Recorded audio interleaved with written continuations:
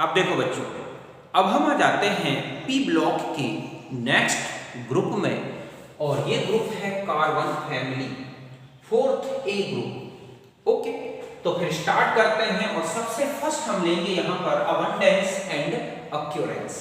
तो देखो ये है इनकी अबंडेंस, अर्थ क्रस्ट में ppm में। कार्बन देखें तो 180 ppm, सिलिकॉन में देखो आप 2.72 into 10 to the power 5, जो कि सबसे ज्यादा है इस ग्रुप में।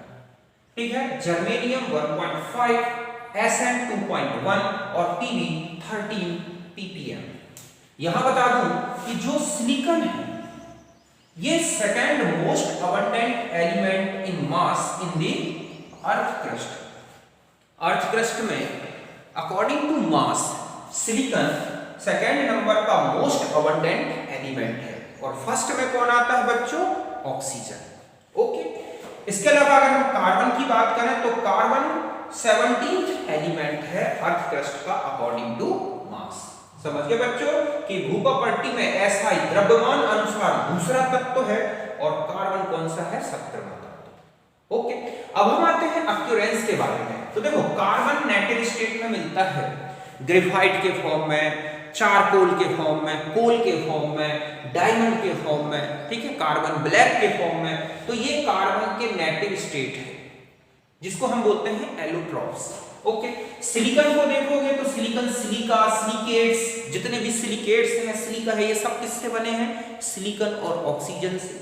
तो सिलिका, ठीक है, तो सिलिकॉन ऐसे मिलता है सिलिकॉन। Sn की बात करें तो ये SnO2 के फॉर्म में मिलता है, कैसिटेराइट ओर कहलाता है। Pb गैलेना के फॉर्म में मिलता है, PbS के फॉर्म में।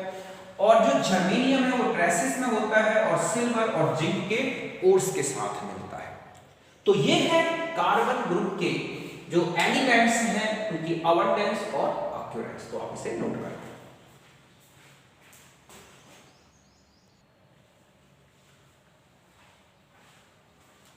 अब देखो बच्चों, नेक्स्ट पॉइंट है, और ये है इलेक्ट्रॉनिक कॉन्फ़िगरेशन। तो आउटर मोस्ट इलेक्ट्रॉनिक कॉन्फ़िगरेशन कितना है इनका? NS2 Np2।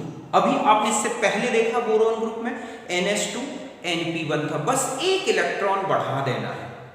जो कॉन्फ़िगरेशन, इलेक्ट्रॉनिक कॉन्फ़िगरेशन लिखने का मैंने बोरोन में बताया है, जस्ट वैसा ही लिखना है, केवल P में एक इलेक्ट्रॉन बढ़ाना है। यहां देखो बोरॉन 6, सॉरी कार्बन 6, बोरॉन 5 में हमने यहां लिखा था हीलियम 2s2 2p1, तो कार्बन 6 में कितना हो गया? 2p2। ऐसे ही सिलिकॉन में नियॉन 3s2 3p2, जर्मेनियम में आर्गन 3d10 4s2 4p2। फिर 18 आप यहां देख रहे हैं कि कितना बढ़ा हुआ है? 8, फिर 18, फिर 18, और फिर यहां कितना? 32। पी ब्लॉक में ये जो डिफरेंस दिखेगा वो 8, 18, 18, 32 का। केवल एक मेंबर का एटॉमिक नंबर याद कर लें, फर्स्ट ग्रुप में जो मतलब ग्रुप में फर्स्ट मेंबर का, और बस 8, 18, 18 और 32 जोड़ते जाएं, आपको एटॉमिक नंबर पता चल जाएगा। और केवल पी ब्लॉक में एक बार सीख जाए ये कॉन्फ़िगरेशन, और केवल पी ब्लॉक में बढ़ाते जाएं। थर्ड में आप देखोगे P1 था, फोर्थ में P2 हो जाएगा, इसी तरह से फिफ्थ में जाओगे तो P3 हो जाएगा, ऐसे ही बढ़ता रहेगा। ओके, तो ये इनका कॉन्फ़िगरेशन है। यहां 3d10 आता है, यहां 4d10, यहां 4f14, जहां 32 ऐड हो गया वहां पर आप देखोगे 14 जुड़ जाएंगे, और जहां 18, 18 जुड़ेंगे वहां d जरूर आएगी 10 के फॉर्म में। इस तरह से ये है इनका कॉन्फ़िगरेशन। मैंने आपको इसको इस तरह से याद करें, काशी गए, ओके, शंकर प्रभु, ऐसे याद कर लो। जबकि बोरॉन ग्रुप में बोरॉन, एल्यूमिनियम, गैलियम, इंडियम और थैलियम, बैंगन, आलू, गोभी, इन थैला, ऐसा ये बोरॉन ग्रुप का याद कर लेना है। बैंगन, आलू, गोभी, इन थैला। और ये है काशी गए शंकर प्रभु। इसमें 5 था तो यहाँ 6 है, यहाँ पर 14 है तो यहाँ 13 था, यहाँ पर आपने देखा 32 है तो ये 31 था, यहाँ 50 है तो ये 49 था, यहाँ 82 है तो ये 81 है। इस तरह से एटॉमिक नंबर 1 यूनिट बढ़ गया। ओके, दूसरा आता है नेचर के बारे में, एलिमेंटल नेचर क्या है इनका। तो देखो कार्बन और सिलिकॉन नॉन मेटालिक एलिमेंट्स हैं, समझ गए ना, दोनों क्या है, नॉन मेटालिक एलिमेंट। जर्मेनियम में देखोगे तो मेटेलॉइड है, इसके एलोट्रॉप में एक क्रिस्टलाइन और एक अमॉर्फस मिलेगा। जो क्रिस्टलाइन एलोट्रॉप है उसमें मेटालिक नेचर मिलता है, जो अमॉर्फस होगा उसमें नॉन मेटालिक नेचर मिलेगा। और Sn और Pb दोनों मेटल है, समझ गए बच्चों, ये प्योर मेटल है। तो मेटालिक नेचर अगर हम देखें तो कार्बन से लेके और लेड तक लगातार क्या होता जा रहा है, बढ़ता जा रहा है। इसका रीजन वही होता है कि ग्रुप में जब हम ऊपर से नीचे जाएं और effective nuclear charge outermost shell में अगर कम हो जाता है और ऑर्बिट्स बढ़ती हैं, तो ऐसे में इलेक्ट्रॉन्स इजी निकल जाते हैं एलिमेंट के आउटर मोस्ट शेल से और उसमें इलेक्ट्रोपॉजिटिव कैरेक्टर बढ़ जाता है। जहां इलेक्ट्रोपॉजिटिव कैरेक्टर बढ़ा वहां मेटालिक नेचर बढ़ जाता है। तो यही लिखा है कि it is due to less effective nuclear charge and increased number of available orbitals with increase, ठीक है, in the size of atom. जैसे जैसे साइज बढ़ रही है, अवेलेबल ऑर्बिटल्स बढ़ रहे हैं, न्यूक्लियर चार्ज डिक्रीज हो रहा है, ये सब मिलकर एलिमेंट को इलेक्ट्रोपॉजिटिव बना देते हैं। और यही रीजन है कि कार्बन से लेके लेड तक मेटालिक नेचर बढ़ रहा है। समझ गए बच्चों कि नाभिकीय आवेश के घटने, कक्षों की संख्या बढ़ने के कारण ये गुण पाया जाता है। तो यहां तक आप नोट करें।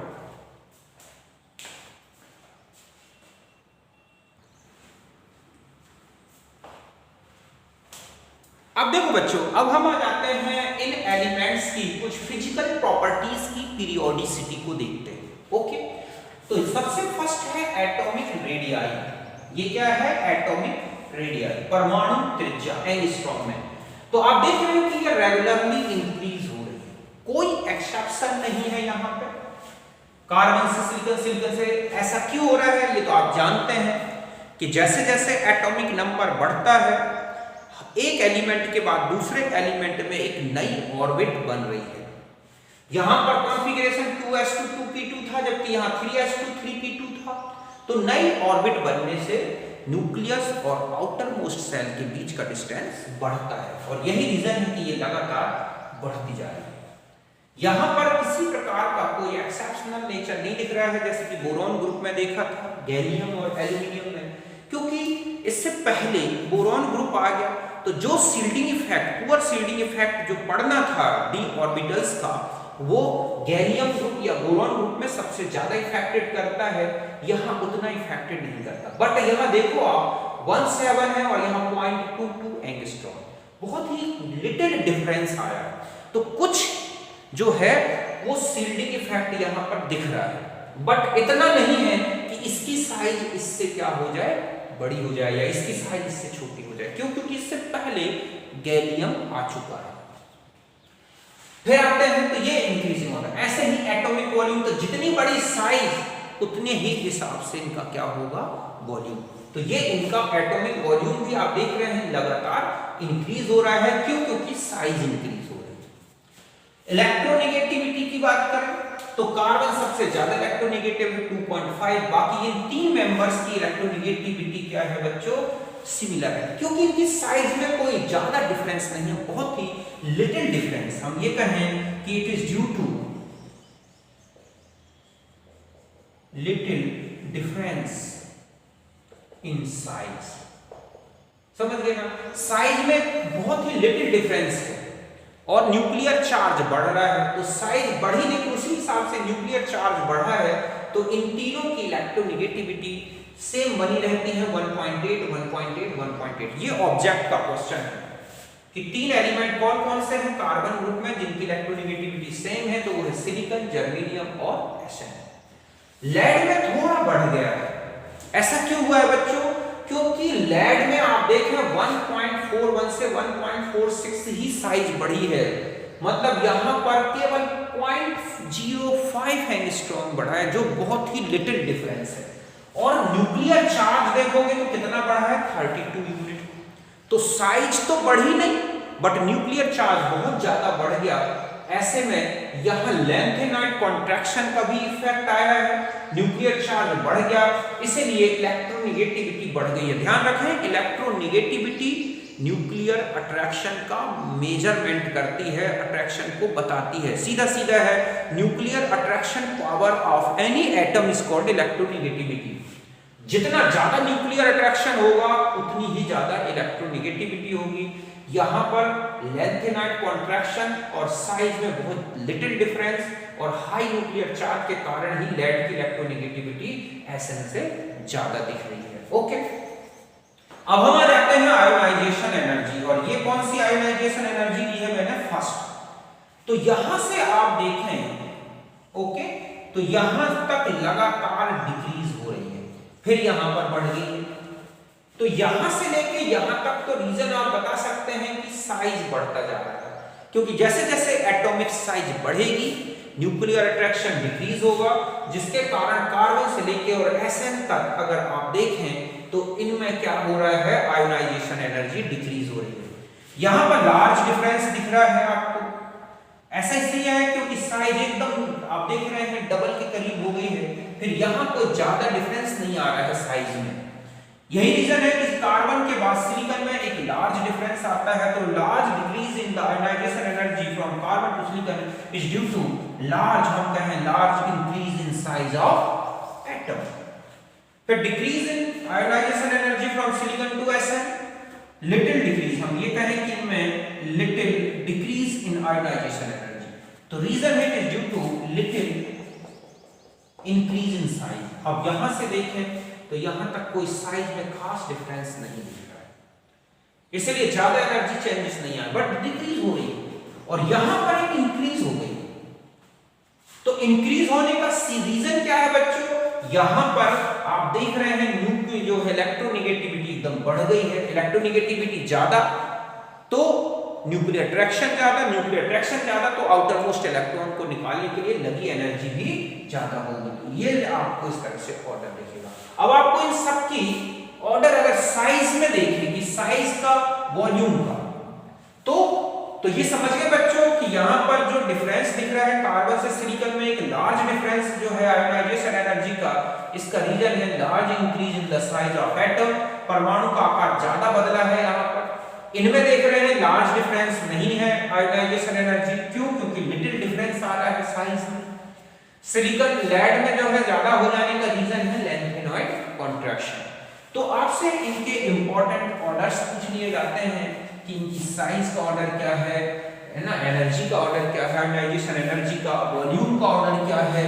तो आप इन्हीं को देख के, आपको इनकी वैल्यू याद नहीं रखनी, इनका ऑर्डर याद रखना। तो देखो, कार्बन, सिलिकॉन, जर्मेनियम, स्टेनलेस और लेड, ये ऑर्डर किसका दिख रहा है बच्चों? ये वाला ऑर्डर आपको, ये है कार्बन, सिलिकॉन, जर्मेनियम, स्टेनलेस और लेड।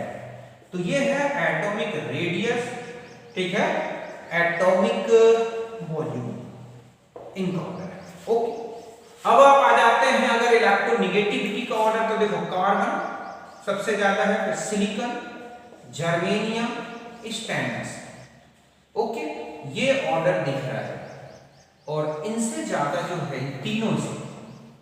ओके, तो आप इनका ऑर्डर ऐसा लिखेंगे, आप कार्बन, फिर Pb, फिर आ जाएगा Si, Ge और Si, इस तरह का ऑर्डर है। और ये किसका है? इलेक्ट्रोनेगेटिविटी, ऋण विद्युतांक। और आयोनाइजेशन एनर्जी में देखें तो कार्बन, फिर सिलिकॉन, ओके, सिलिकॉन, फिर जर्मेनियम, फिर लेड है, और फिर आता है ऐसा। ये है आयोनाइजेशन एनर्जी का ऑर्डर। तो ये इस तरह के जो सिमिलरिटीज दिख रही है इलेक्ट्रोनेगेटिविटी में है, साइज में सिमिलरिटी होना, यहां ज्यादा होने का रीजन है इनमें क्या? लेंथेनॉइड कॉन्ट्रैक्शन का इफेक्ट। यहां एकदम चार्ज डिफरेंस ज्यादा हो गया है, यहां साइज में डिफरेंस ज्यादा है, यहां पर डिफरेंस लगभग बहुत कम है। रीजन है कि साइज में डिफरेंस बहुत कम है। ओके, यहां पर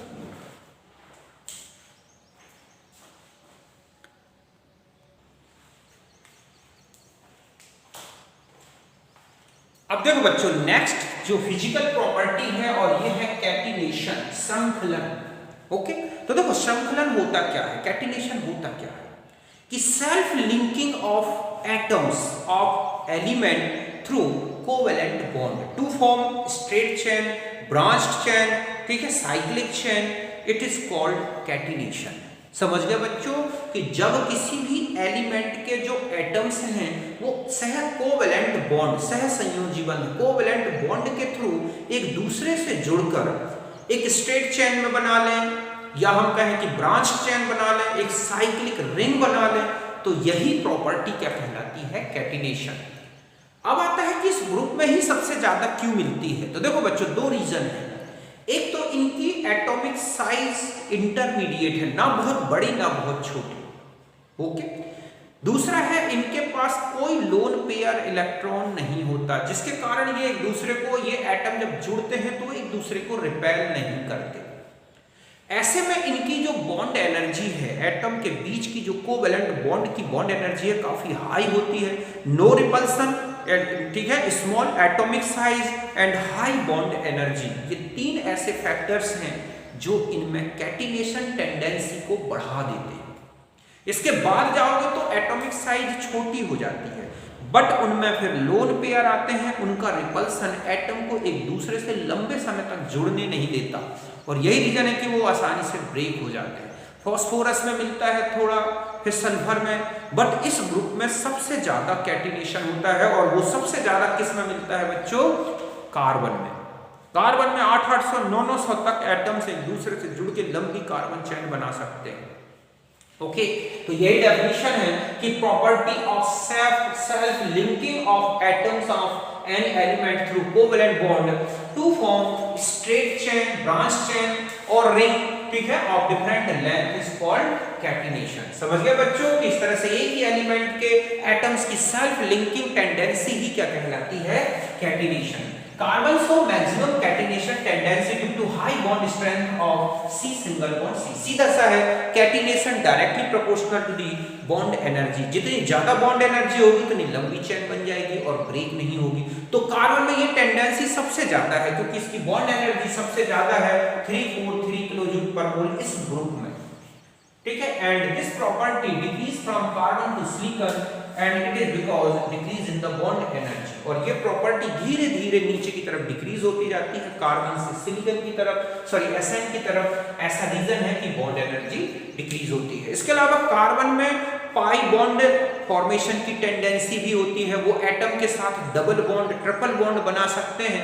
ये सारी प्रॉपर्टी, मतलब कार्बन में हाई टेंडेंसी का रीजन है हाई बॉन्ड एनर्जी होना, दूसरा है डबल बॉन्ड, ट्रिपल बॉन्ड तक के फॉर्मेशन की टेंडेंसी होना, और no lone pair repulsion between atoms. यही रीजन है कि जो कैटिनेशन है वो कार्बन में सबसे ज्यादा मिलता है। तो समझिए बच्चों कि तत्वों के परमाणु संयोजी बंध से परस्पर जुड़कर सीधी एवं शाखित श्रृंखला बनाते हैं, जो इस गुण को श्रृंखलन कहते हैं। कार्बन में यह प्रवृत्ति सबसे ज्यादा है क्योंकि इसकी बॉन्ड एनर्जी सबसे ज्यादा। बॉन्ड एनर्जी सबसे ज्यादा क्यों है, क्योंकि इनमें ट्रिपल बॉन्डिंग करने की टेंडेंसी है, डबल बॉन्ड की है, लोन पेयर रिपल्सन नहीं है, और एटॉमिक साइज छोटी है। ये सारे प्रॉपर्टी के कारण ही ये सबसे ज्यादा है। और वर्ग में यहां से नीचे तक घटती है क्योंकि ऊर्जा घटती जाती है, बॉन्ड एनर्जी। आप देख रहे हैं ये इनकी बॉन्ड एनर्जी सबसे ज्यादा किसमें दिख रही है, कार्बन में। तो इस तरह से कैटिनेशन टेंडेंसी भी क्या होती जा रही है, डिक्रीज होती है। कार्बन इस तरह से चेन बनाता है, इसी को हम बोलते हैं कैटिनेशन। ध्यान रखें कि पीवी जो होता है does not show, PV does not show catenation, ये ध्यान रखना। लेड में कैटिनेशन नहीं होता, बाकी सारे एलिमेंट कैटिनेशन शो करते हैं। यहां तक नोट।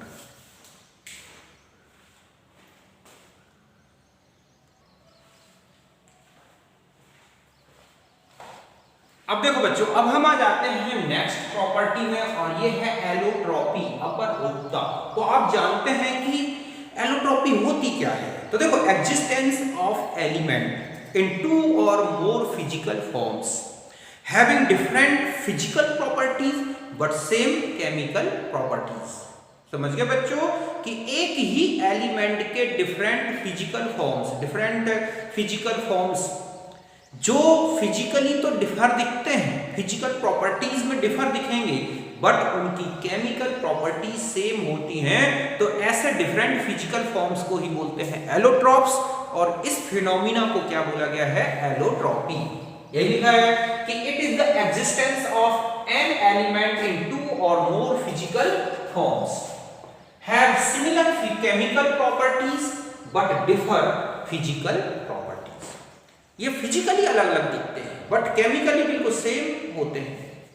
समझ गए बच्चों के एक ही तत्व के एक से अधिक भौतिक रूप जिनके भौतिक गुण तो अलग अलग दिखते हैं किंतु रासायनिक रूप से वो बिल्कुल समान होते हैं, उनको बोलते हैं अपर रूप, और इस फिनोमिना को क्या बोला गया है, अपर रूप का। एलोट्रॉप्स अगर हम कार्बन में देखें तो आपको कार्बन के 2 टाइप्स के क्रिस्टल जो है एलोट्रॉप्स दिखेंगे, एक तो क्रिस्टलाइन फॉर्म्स क्रिस्टलीय रूप और एक है अमॉर्फस फॉर्म एक्रिस्टलीय रूप। इसमें आते हैं डायमंड, ग्राफाइट और फ्लोरीन्स, मतलब इनमें क्रिस्टलाइन स्ट्रक्चर होगा, एटम्स ऑफ कार्बन जो है arranged in regular manner having definite geometrical shape of crystal.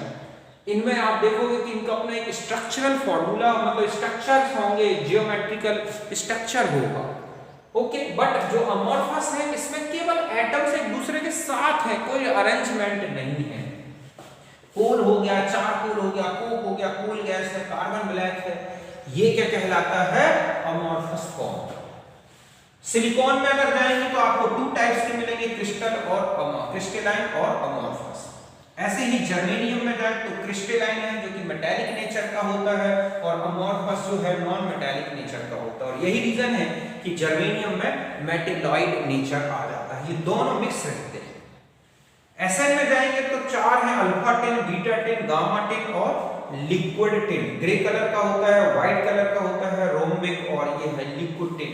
तो इस तरह से अब हमें जो डिटेल लेनी है, हम कार्बन के एलोट्रॉप्स को समझेंगे, डायमंड, ग्रेफाइट और फ्लोरीन, इसके अलावा कोल और उसके टाइप्स। तो यहां तक नोट करें।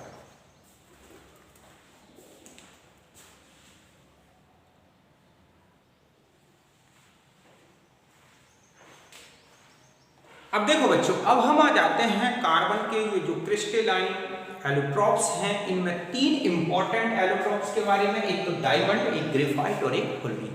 काफी क्वेश्चंस हैं इनसे रिलेटेड, ओके। तो सबसे फर्स्ट हम लेंगे डायमंड। तो देखो डायमंड में जो कार्बन एटम्स होते हैं, तो हर एक कार्बन एटम, ईच कार्बन जो है sp3 हाइब्रिडाइज्ड होगा, ओके। प्रत्येक कार्बन जो है sp3 हाइब्रिडाइज्ड है और हर एक कार्बन 4 कार्बन से बॉन्डेड है। तो ऐसा होने के कारण इनमें 3 डायमेंशनल नेटवर्क बनता है, जिसके कारण ही ये कोवेलेंट क्रिस्टल होता है, ओके।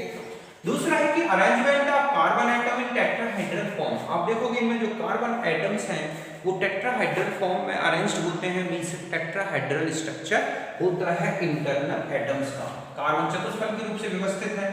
जियोमेट्रिकल क्रिस्टलाइन जो स्ट्रक्चर है वो है इनका जिंक ब्लेंड स्ट्रक्चर। हम सॉलिड स्टेट में पढ़ चुके हैं, अभी मैं एक बार और स्ट्रक्चर बता दूंगा जिंक ब्लेंड स्ट्रक्चर किस तरह से होता है। तो इनमें जिंक ब्लेंड स्ट्रक्चर मिलता है, ओके। और क्रिस्टलाइन ज्यामिति तो जिंक ब्लेंड होती है, समझ गए बच्चों।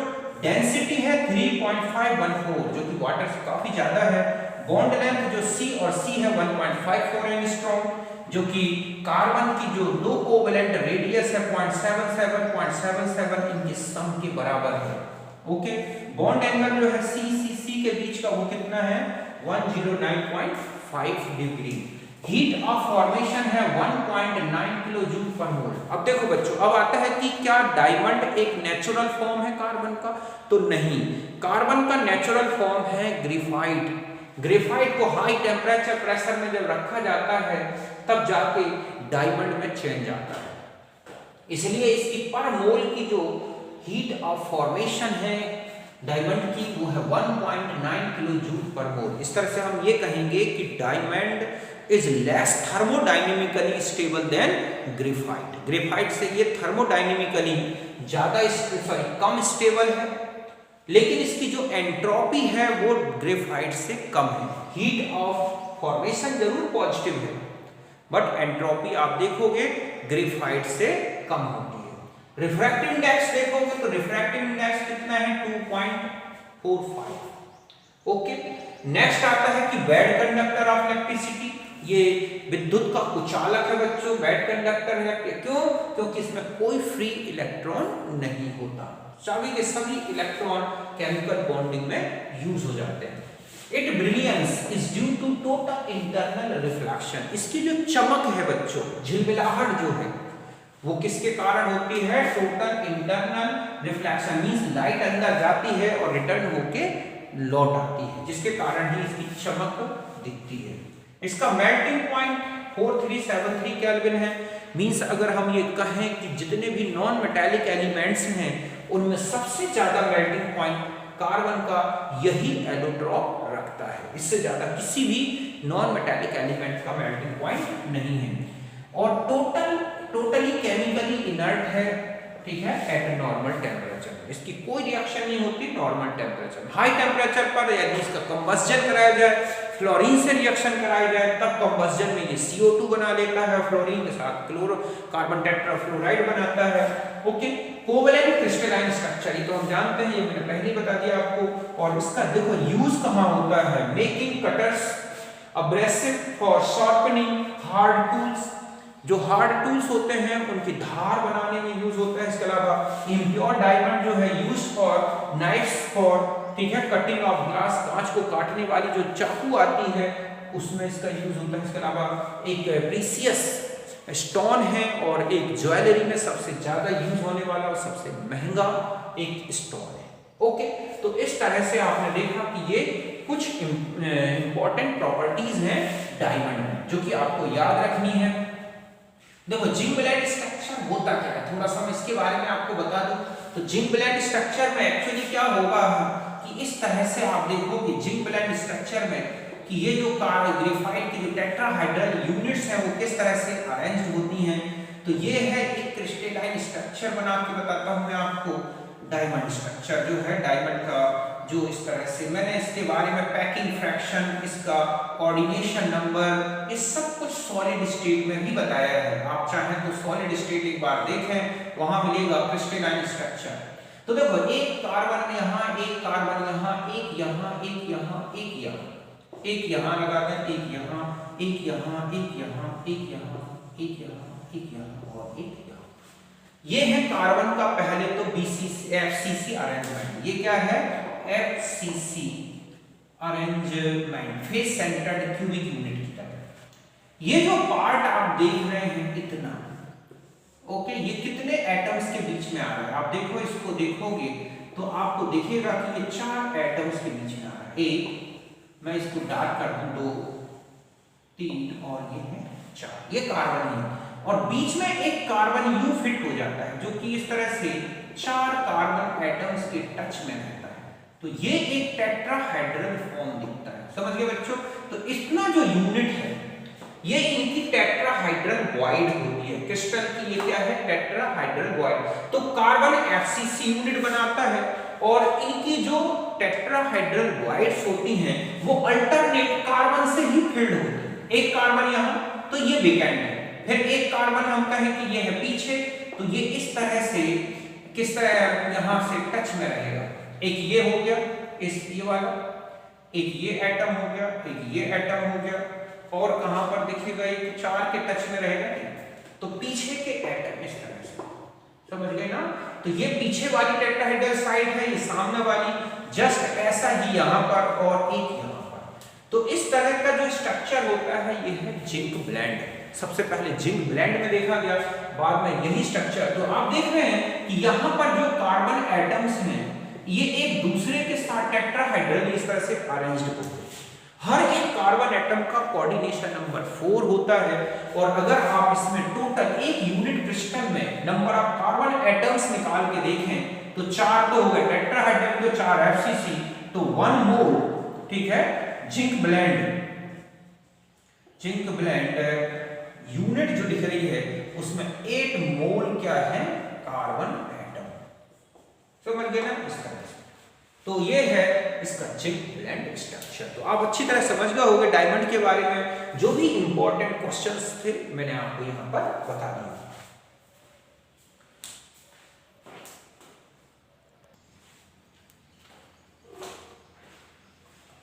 अब देखो बच्चों, अब हम आते हैं ग्रेफाइट के बारे में। तो ग्रेफाइट एक नेचुरल फॉर्म ऑफ कार्बन, मतलब कार्बन नेचुरली किस फॉर्म में मिलता है? ग्रेफाइट के फॉर्म में। अब चाहे चारकोल हो, लैंप ब्लैक हो, कोक हो, कोल हो, डायमंड हो, ये किसी ना किसी फिजिकल या केमिकल चेंज आने के बाद ही बने हैं ग्रेफाइट से। समझिए ना, ग्रेफाइट में जब कोई भी फिजिकल या केमिकल चेंजेस आते हैं तो अदर एलोट्रॉप्स कार्बन के बनते हैं, बाकी ग्रेफाइट नेचुरली कार्बन का यही फॉर्म है। और इसकी डेल्टा H फॉर्मेशन एंथैल्पी पूछी जाए तो 0 होगी। मींस अगर हमें किसी ऑर्गेनिक कंपाउंड, इनऑर्गेनिक कंपाउंड का फॉर्मेशन बताना है और फॉर्मेशन एंथैल्पी, तो वहां पर एलिमेंट मींस हम अगर हम ये कहें कि यहां पर हम ऐसा लिखें diamond plus O2 equal to CO2, delta HF of CO2, और C डायमंड की जगह ग्रेफाइट लिखा हो और प्लस O2 तो CO2 delta H of CO2। तो आपसे पूछा जाए कौन delta H standard formation enthalpy of CO2 बता रहा है, तो हम इसे लिखेंगे। क्यों? क्योंकि हम किसी भी कंपाउंड की फॉर्मेशन एंथैल्पी उसी एलिमेंट से बताते हैं जो नेचुरली ऑक्यूरेंस रखता है, नेचुरली मिलता है। डायमंड ग्रेफाइट से ही बनता है, इसलिए इन दोनों के बीच का फॉर्मेशन एंथैल्पी चेंज अगर देखें तो वो ट्रांजिशन एंथैल्पी के बराबर होगा। तो यहां तक बात समझ गए होंगे। नेक्स्ट है कि most thermodynamically stable form of carbon. ये कार्बन का सबसे ज्यादा ऊष्मागतिक रूप से स्थायी रूप है। समझ गए बच्चों? अभी आगे बताते हैं इसके बारे में। ईच कार्बन एटम किस हाइब्रिड स्टेट में है? sp2।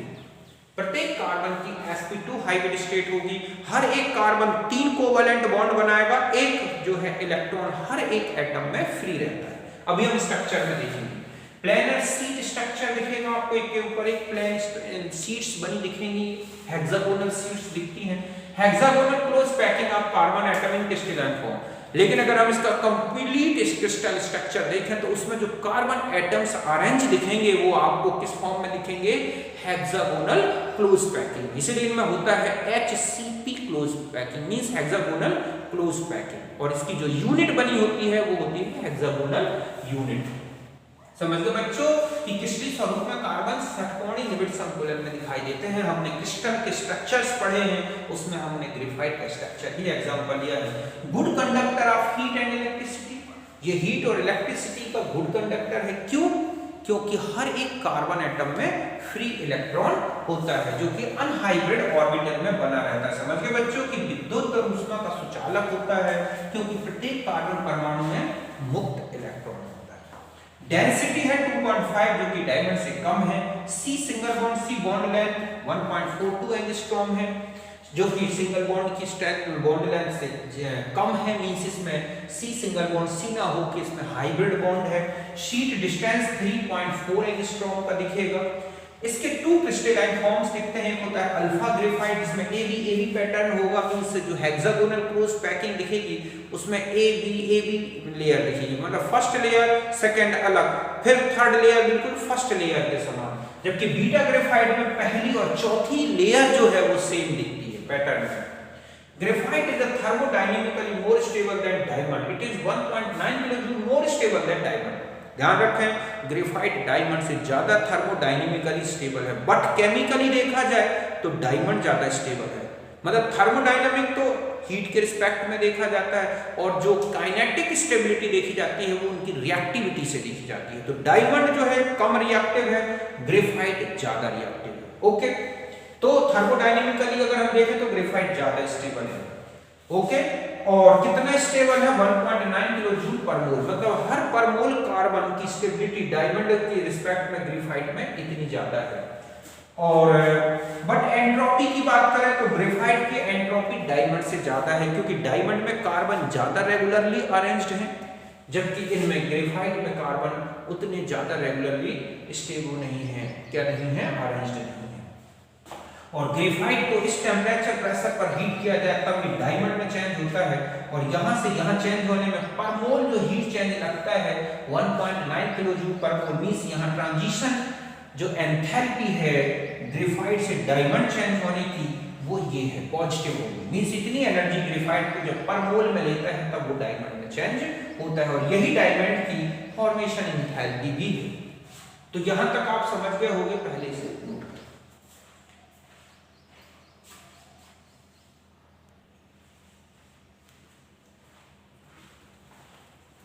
अब देखो बच्चों, नेक्स्ट यहां से देखें कि और भी प्रॉपर्टीज जो ग्रेफाइट है मोर केमिकली एक्टिव देन डायमंड। ये बता दूं थर्मोडायनेमिकली ग्रेफाइट ज्यादा स्टेबल है, बट केमिकली अगर देखा जाए तो डायमंड ज्यादा स्टेबल है और ग्रेफाइट मोर रिएक्टिव है।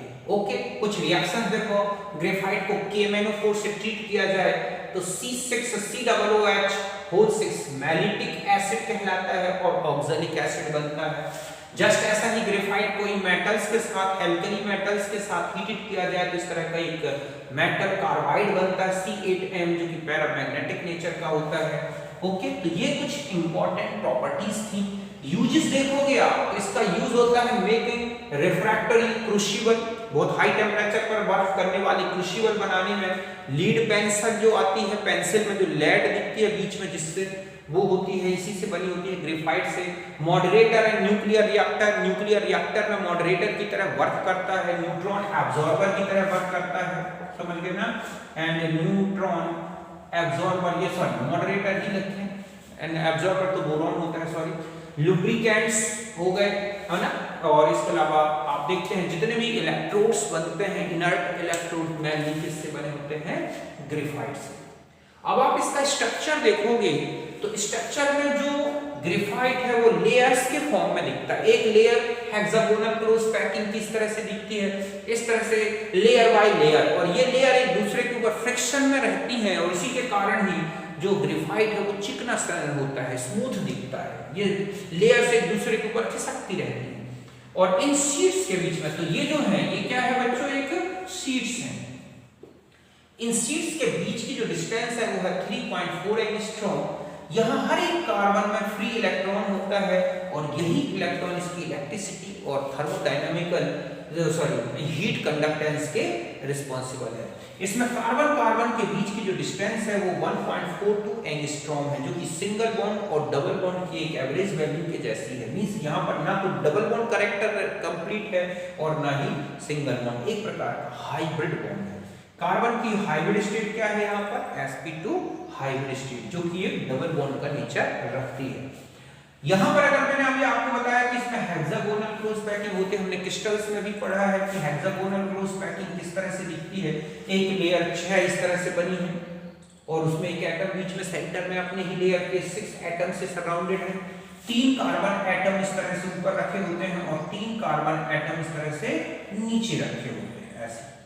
जस्ट ऐसा ही पैटर्न ऊपर चलता जाएगा तो ये कहलाता है AB पैटर्न। और जब ये पैटर्न ऐसा हो जाता है, ये उल्टा, ये इस तरफ 2 पीछे सामने और ये बाकी हेक्सागोन्स बने रहे, तो यही फिर कहलाता है ABC पैटर्न। तो अल्फा और बीटा फॉर्म यही पैटर्न के कारण अलग अलग हो जाते हैं, समझ गए ना। तो ये था हमारा ग्रेफाइट के बारे में, से आप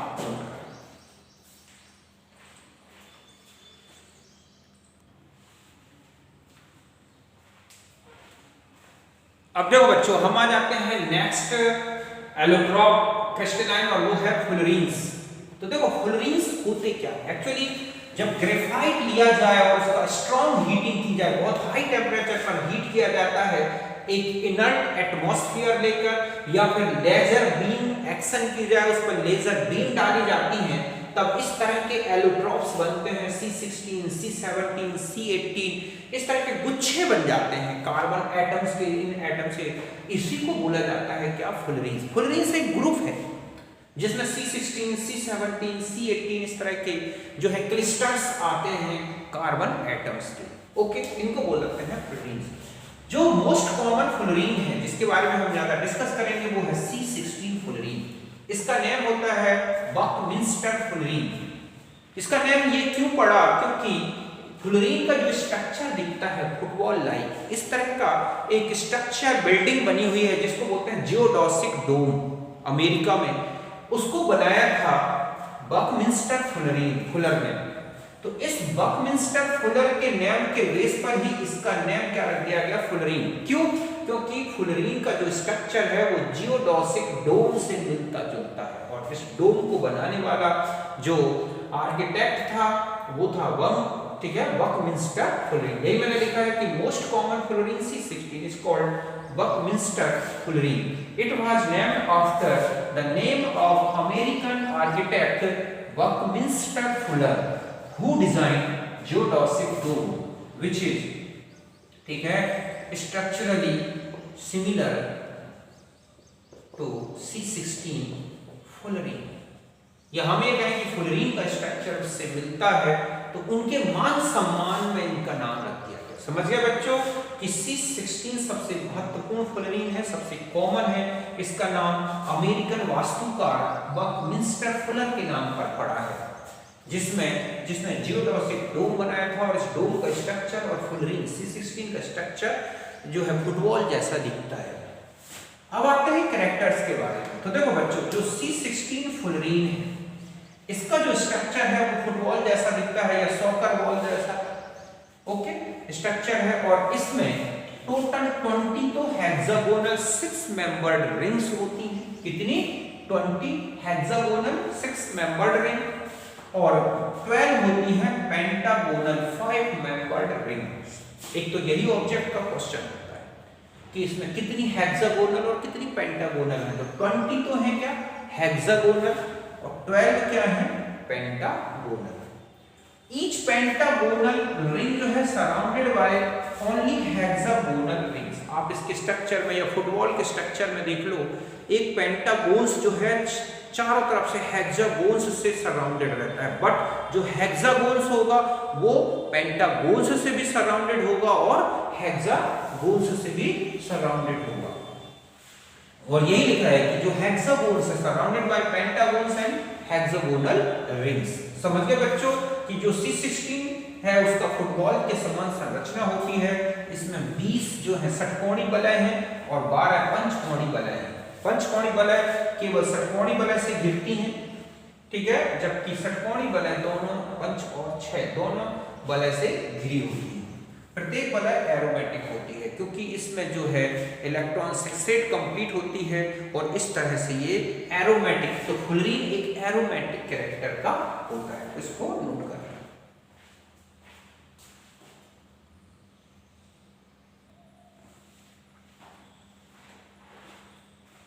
अब देखो बच्चों, फुलरीन के बारे में और बता दूं मैं कि fullerenes are the pure form of carbon. Carbon का सबसे प्योरेस्ट फॉर्म है फुलरीन्स।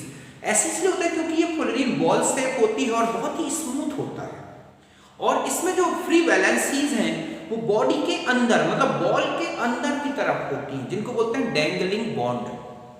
ऐसे में ये बाहर के किसी भी एटमॉस्फेयर से किसी तरह का कोई एक्शन नहीं करते और ये प्योरेस्ट फॉर्म है। ये लिखा है कि fullerenes are the pure form of the carbon because they have smooth structure with having dangling bonds, means free valencies are directed towards internal body. समझ गए बच्चों कि कार्बन का शुद्धतम रूप है क्योंकि इसकी जो संरचना है चिकनी होती है, सरफेस बिल्कुल बॉल जैसी है और अच्छी, इसीलिए लुब्रिकेंट्स भी बहुत हाई क्वालिटी के लुब्रिकेंट्स इसलिए क्योंकि बॉल शेप है और ये बॉल शेप इजी, ये जो बॉल्स है वो लुढ़कती हैं और यही कारण है कि बेस्ट लुब्रिकेंट्स और इनके बॉन्ड्स अंदर की तरफ झुके होते हैं अर्थात मुख से अंदर की तरफ विन्यासित होते हैं।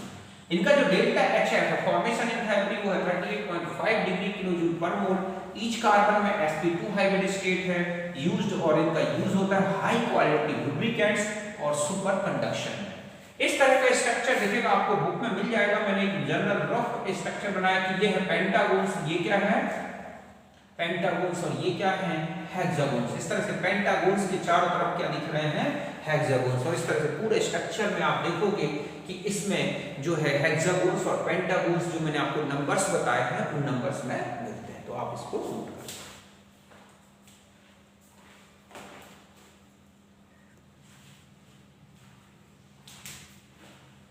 अब देखो बच्चों, ये है नेक्स्ट और ये है अमोर्फस में जो एक इंपॉर्टेंट एलोट्रॉप्स है और ये है कोल। ओके, कोल जो होता है it is the crude form of the carbon. Carbon का एक क्रूड फॉर्म है। इसके 4 टाइप्स हैं, देखो पीट, लिग्नाइट, बिटुमिनस और एंथ्रेसाइट। इनमें कार्बन की परसेंटेज ये दे रखी है। सबसे बेस्ट जो कोल है वो देखा जाए तो एंथ्रेसाइट है और सबसे चीपेस्ट जो है वो 60% वाला पीट है। ये जब जलता है तो बहुत ज्यादा धुआं निकलता है, जबकि ये इस तरह के धुएं के साथ नहीं जलता। ठीक है, और ये है इसकी calorific value BTU, British thermal unit में 1 BTU इक्वल टू होता है 252 कैलोरी। तो ये इनकी वैल्यूज लिखी लिखी हुई है, तो सबसे ज्यादा कैलोरीफिक वैल्यू किसकी दिख रही है? एंथ्रेसाइट की। ओके, अब हम आ जाते हैं, एक होता है लैंप ब्लैक, काजल, जिसे आप क्या बोलते हैं? काजल। ये भी एक एलोट्रॉप है कार्बन का। तो जब कोई ऐसा ऑर्गेनिक सब्सटेंस जिसमें कार्बन कंटेंट ज्यादा हो, मींस उसमें कार्बन की परसेंटेज ज्यादा हो, तो जब उसको एक लिमिटेड सप्लाई ऑफ एयर में जलाते हैं तब बनता है लैंप ब्लैक। समझ गए ना? It is obtained by the burning of substance which carbon content such as kerosene है, पेट्रोलियम है, टर्पेंटाइन ऑयल है, इनको जलाया जाए in limited supply of air, तब बनता है लैंप ब्लैक। उच्च कार्बन युक्त पदार्थ कैरोसिन, पेट्रोलियम, इनको जलाने से बनता है। तो ये कुछ इंपॉर्टेंट एलोट्रॉप्स मैंने आपको कार्बन के बता दिए। अब देखो एक प्रॉपर्टी फिजिकल में और बचती है, वो है ऑक्सीडेशन स्टेट। ओके, मैं इसको पूरा अच्छी तरह से समझा दूं आपको। एक और ले लेते हैं लास्ट प्रॉपर्टी फिजिकल में, और वो है oxidation okay state of carbon group elements. Okay, तो देखो कार्बन ग्रुप एलिमेंट्स में अगर ऑक्सीडेशन स्टेट्स देखें तो मेंबर्स जो होते हैं, आप देखोगे कि इनकी जो कॉमन ऑक्सीडेशन स्टेट है, ओके, कॉमन ऑक्सीडेशन स्टेट वो तो है +4, ठीक है।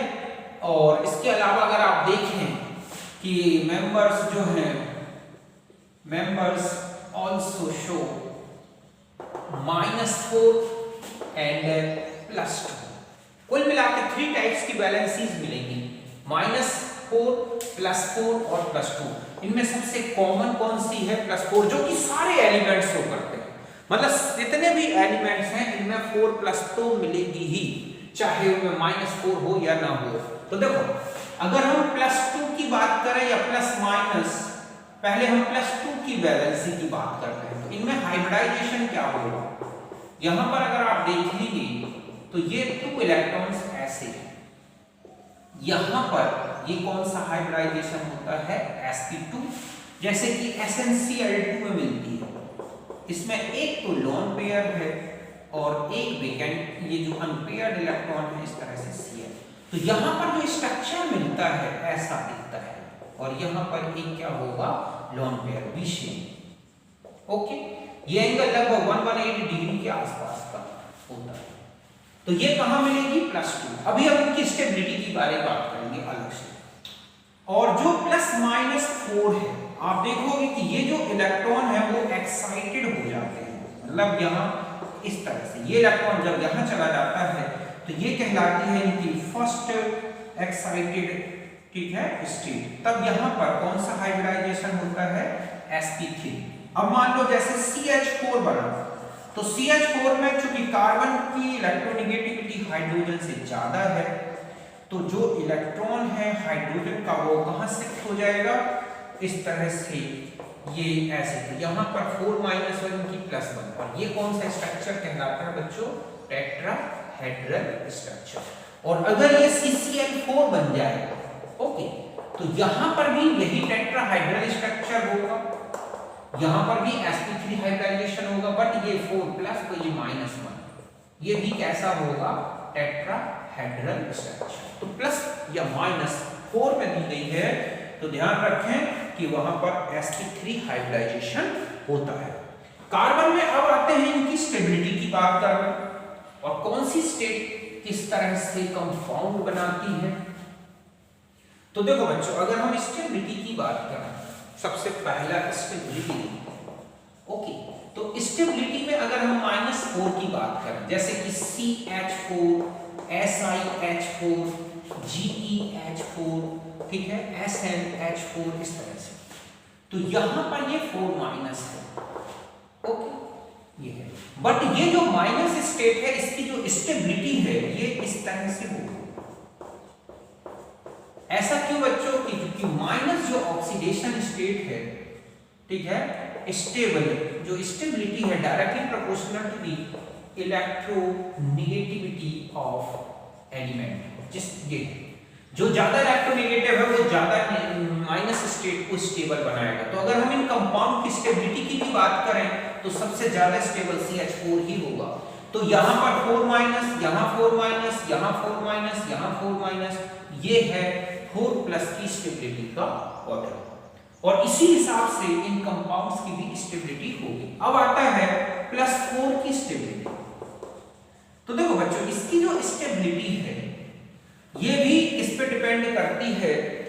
एक तो होता है इनर्ट पेयर इफेक्ट, इलेक्ट्रोनेगेटिविटी।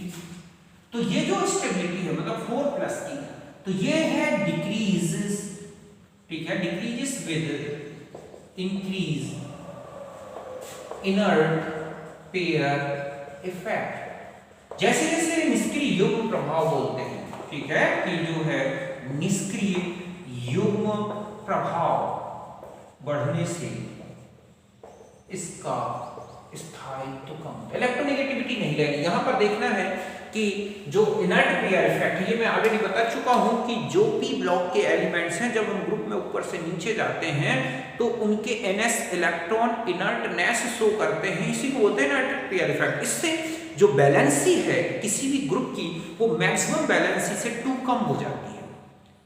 ये ऐसा इसलिए होता है क्योंकि जैसे ही n-1d में 10 इलेक्ट्रॉन या n-2 f में 14 इलेक्ट्रॉन्स हो जाते हैं, वहां पर ये जो शील्डिंग इफेक्ट है इलेक्ट्रॉन्स का बहुत कम हो जाता है और ऐसे में न्यूक्लियर अट्रैक्शन कहां बढ़ जाता है, आउटर मोस्ट इलेक्ट्रॉन्स पर। आपने देखा होगा एक सिजेविक थ्योरी है कि C6 2 4, ठीक है, सिलिकॉन में 2 8 4, जर्मेनियम में जाओगे 2 8 18 4, है 2 8 18 18 4, और पीवी में चले जाए तो 2 8 18 32 फिर 18 और +4। तो सिजेविक ने कॉन्सेप्ट दिया है कि ऐसे एलिमेंट्स जिनकी n-1 ऑर्बिट में 18 इलेक्ट्रॉन हो या उससे और पहले n-2 में 32 इलेक्ट्रॉन हैं, उनमें इनर्ट पेयर इफेक्ट बढ़ेगा और जैसे जैसे क्वांटम नंबर बढ़ता जाएगा n की वैल्यू, ये इफेक्ट बढ़ता जाता है।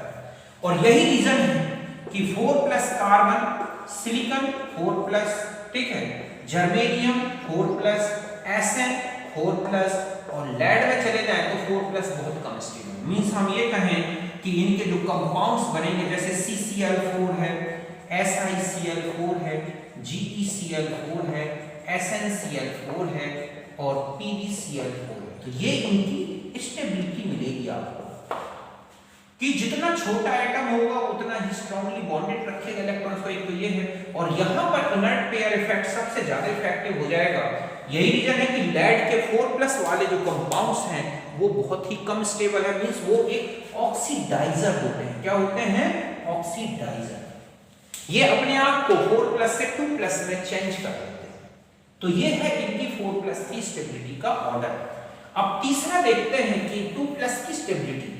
तो ध्यान रखें कि आपको मैंने अभी बताया है कि जो लोअर ऑक्सीडेशन स्टेट है, lower oxidation state in group, ठीक है, यहां पर हम +2 की बात करें तो directly proportional to the inert pair effect.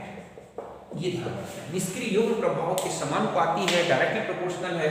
इसका मतलब है कि अगर हम कहें कि carbon 2 plus, silicon 2 plus, germanium 2 plus, ठीक है, Sn 2 प्लस और Pb 2 प्लस, तो Pb में तो कई गुना ज्यादा स्टेबल है। ये है स्टेबिलिटी का ऑर्डर।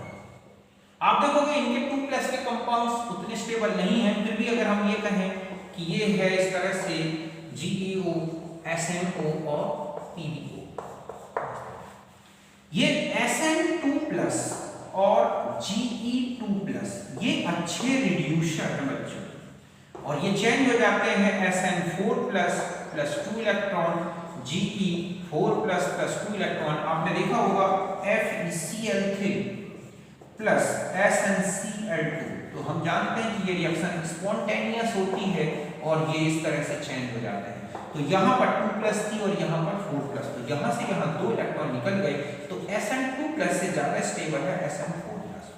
बट अगर लेड में चले जाओ आप तो lead 2 plus more stable than lead 4 plus. जैसे ये है PbO2, तुरंत चेंज हो जाता है PbO प्लस में O में, तो ये एक क्या वर्क करता है? ऑक्सीडाइजर का। मींस अगर हम PbI4 ले लें तो तुरंत चेंज हो जाएगा PbI2 और प्लस क्या आयोडीन में, तो यहां पर ये क्या बन जाएगा ऑक्सीडाइजर। तो ग्रुप में ऊपर से नीचे चलेंगे तो 2+ की स्टेबिलिटी बढ़ेगी, जबकि 4-4+ इनकी स्टेबिलिटी डिक्रीज होती है। अब जब स्टेबिलिटी ऑक्सीडेशन स्टेट की चेंज होगी तो उनसे बनने वाली कंपाउंड की स्टेबिलिटी भी चेंज हो जाती है। अब मैं ये भी बता दूं आपको कि इनकी जो +-4 ऑक्सीडेशन स्टेट है, ओके, इनमें कोवैलेंट नेचर होता है, और जो +2 है इसमें, ठीक है, जो ऑक्सीडेशन स्टेट है इसमें आयोनिक नेचर होता है। मींस ये जो है, अगर हम ये कहें कि CH4 और जो कोवैलेंट नेचर है बच्चों, कोवैलेंट नेचर जो है डिक्रीज होता है, ठीक है, इन ग्रुप। मींस अगर हम ये कहें कि CCl4 ज्यादा कोवैलेंट है, SiCl4, GeCl4, SnCl4 और PbCl4, तो ये इनकी कोवैलेंट नेचर का होता है। चाहे ऐसा ही आप CH4, SiH4, GeH4, ठीक है, SnH4 की बात करें तो ये भी कोवैलेंट नेचर का है। ओके, तो इनमें covalent nature, higher oxidation state किसी भी ग्रुप में चले जाओ कोवैलेंट नेचर लाते हैं, क्योंकि हायर ऑक्सीडेशन स्टेट में पॉलीमराइजेशन या पॉलीमराइजेबिलिटी ज्यादा होती है और ऐसे में वहां पर कोवैलेंट नेचर डेवलप हो जाता है। अब आ जाते हैं कोवैलेंसी की बात। देखो, तो कार्बन की जो है, carbon shows maximum 4 covalency, okay, due to absence of d orbitals. Carbon की 4 से ज्यादा वैलेंसी नहीं बढ़ती, कोवैलेंसी। लेकिन आप देखोगे कि सिलिकॉन है, जर्मेनियम है, stainless, show 6 covalence due to presence of d orbitals. आपने देखा होगा SiF4 है +2F- तो बन जाता है SiF4 या GeF4 है +2F- या हम ये कहें कि GeCl4 +2Cl- तो बनता है GeCl6 तो यहां पर ये अपनी d ऑर्बिटल्स के थ्रू 2 इलेक्ट्रॉन्स ले सकते हैं। तो इसका मतलब है कि ये जो कंपाउंड है ये किस तरह से होते हैं, लुईस एसिड्स होते हैं, जबकि CH4 लुईस एसिड नहीं हो सकते। ओके, क्यों? क्योंकि इनके पास इलेक्ट्रॉन रखने के लिए जगह ही नहीं है। तो ये लुईस एसिड्स होते हैं, हायर टेट्राहैलाइड्स, क्योंकि इनके पास वेकेंट d ऑर्बिटल्स हैं और इसके कारण ही अपनी वैलेंसी को बढ़ा सकते हैं। तो इस तरह से ये इनकी ऑक्सीडेशन स्टेट्स के बारे में था, कोवैलेंसी के बारे में। तो ये कुछ इंपॉर्टेंट फिजिकल प्रॉपर्टीज थी कार्बन ग्रुप की। अब जो हम अगला नेक्स्ट टॉपिक लेंगे उसमें हम पूरा डिस्कस करेंगे किसके बारे में बच्चों, केमिकल प्रॉपर्टीज। एक चीज और बता दूं मैं कि जो कार्बन होता है, आपने देखा होगा कि कार्बन में जो है, carbon has unique property of multiple bond formation। Okay, carbon में आपने देखा होगा कि बहुबंध बनाने की एक प्रबल प्रवृत्ति होती है। इसमें बहुबंध आपने देखा होगा विद, ठीक है, कार्बन, ऑक्सीजन, नाइट्रोजन। आपने देखा होगा C double bond C, okay, C triple bond C भी मिलते हैं, C double bond O, C double bond N, C triple bond N। तो ये इस तरह से, और इनमें ये बता दूं कि ये पाई बॉन्डिंग कौन सी है, p पाई p पाई, इनमें और आगे की कोई बॉन्डिंग नहीं होती। तो p पाई बॉन्डिंग होती है, मींस ये है कार्बन और ये है, और इस तरह से ये है 2p ऑर्बिटल, ये है 2p ऑर्बिटल। तो ये जो बॉन्डिंग होती है इसी को हम बोलते हैं p पाई। ऐसा ही कार्बन नाइट्रोजन के साथ कर सकता है यहां पर इस तरह से। तो यहां पर भी ये कौन सी है, p पाई और p पाई। या हम कहें कि ऑक्सीजन के साथ भी इसी तरह से ये पाई बॉन्डिंग है, तो p पाई और p पाई, कौन सी 2p है। लेकिन कार्बन ध्यान रखें अपने ही पीरियड के जो एलिमेंट्स हैं उन्हीं के साथ पाई बॉन्डिंग करता है। अब आता है कि जो अदर मेंबर्स हैं, हायर मेंबर्स, जैसे कि सिलिकॉन है, ओके, जर्मेनियम है। तो सिलिकॉन में आप देखोगे कि silicon also form okay form multiple bonds, okay, but form p pi d pi bond, p pi d pi with, ठीक है, कार्बन है, नाइट्रोजन है, ऑक्सीजन, इनके साथ। इसमें देखो ये है si, ये जो है ये हो गई कौन सी, d ऑर्बिटल्स। सपोज यहां पर आ गया नाइट्रोजन और उसमें है लोन पेयर, ये क्या है, लोन पेयर। तो ये इस तरह से ये बॉन्डिंग कर देते हैं, तो ये कहलाता है d पाई p पाई, मींस इसका d और यहाँ क्या है p। तो इस तरह की बॉन्डिंग हो जाती है। तो यहां पर एक प्लेनर स्ट्रक्चर है, ओके। तो ये p पाई बॉन्डिंग शो नहीं करते, इनमें क्या मिलेगी, p पाई d पाई बॉन्डिंग, जिसमें d ऑर्बिटल तो होगा इस ग्रुप के मेंबर्स का, जैसे सिलिकॉन, जर्मेनियम, और जो p है ऑर्बिटल है वो होगी कार्बन की, नाइट्रोजन की, ऑक्सीजन की। अब एक क्वेश्चन आ जाता है कि अगर इस तरह से एक क्वेश्चन है कि ये है Ni और यहां पर है CH3 और ये है लोन पेयर, और एक है यहां पर नाइट्रोजन और यहां पर है SiH3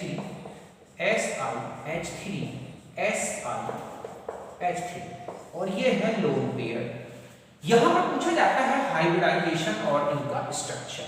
तो ध्यान रखें कि यहां पर तो हाइब्रिडाइजेशन है sp3 और जो स्ट्रक्चर है, ठीक है, वो क्या है, ट्राइगोनल पिरामिड, बिकॉज कार्बन, ठीक है, not carbon not form d pi p pi bond.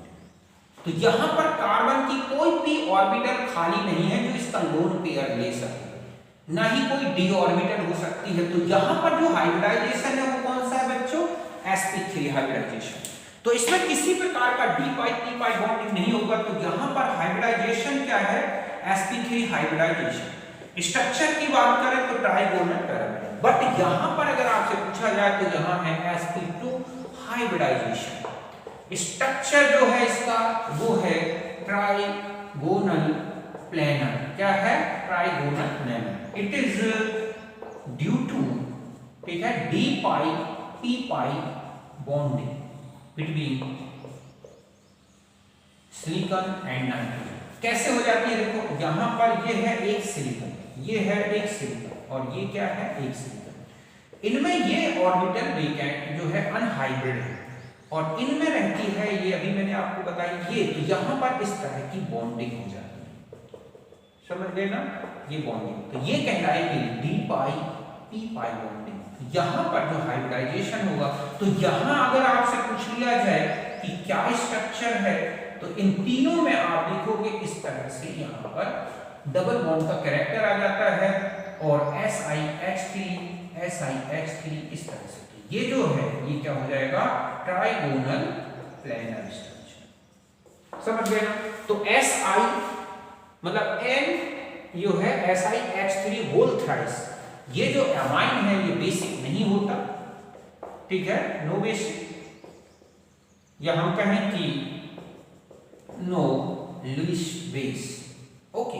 But ये क्या है, लुईस बेस है क्योंकि ये फ्री रहता है, बट ये used for d pi p pi bonding, समझ गए ना। तो ये इंपॉर्टेंट है, structure, hybridisation, basic nature. Reason क्या है तो मैंने आपको बता दिया, सिलिकॉन में d ऑर्बिटल्स खाली होती हैं, वो नाइट्रोजन के साथ d pi p pi bonding करने के कारण इनमें हाइब्रिडाइजेशन जो होगा, इसमें भी देखोगे तो कौन सा हाइब्रिडाइजेशन दिखेगा आपको, sp2, समझ गए ना। तो इस तरह से ये हाइब्रिडाइजेशन करके और d pi p pi bonding करते हैं। तो यहां पर तो विशेष ध्यान रखना। तो यहां तक आप अच्छी तरह से समझ गए होंगे, अब कोई दिक्कत नहीं। तो ये मैंने आपको ऑक्सीडेशन स्टेट्स के बारे में कंप्लीट बता दिया, ओके। तो अब हम मिलेंगे नेक्स्ट वीडियो में, तब तक के लिए नमस्कार, थैंक यू।